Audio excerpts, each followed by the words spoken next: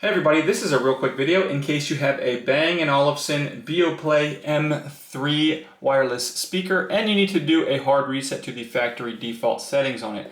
Now you're going to want to do this reset for one of two reasons. The first one is troubleshooting. If this speaker is not connecting to your phone or other device, or if it's not syncing or pairing with the app properly or seems to be not responding, any kind of issues like that can very often be fixed with a factory reset.